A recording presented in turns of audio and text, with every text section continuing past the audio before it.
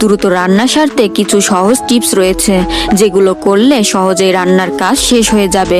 তাই আজকের ভিডিওতে আমি আপনাদের সাথে শেয়ার করেছি এমন কিছু টিপস যা ফলো করলে আমাদের রান্না হবে দ্রুত এবং সহজ। মাছ ভাজার সময় তেল ছিটকে গায়ে পড়ে, এ সময় একটু লবণ ছড়িয়ে দিন, তাহলে দেখবেন তেল আর ছিটকাবে না।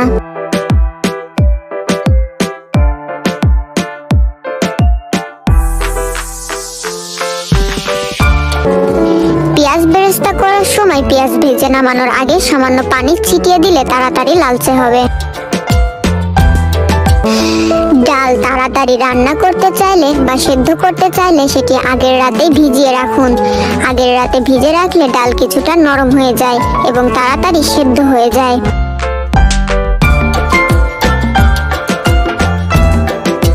অনেক সময় মুরগির মাংস কিংবা ছাগলের মাংস রান্না করার পরও গন্ধ থেকে যায়।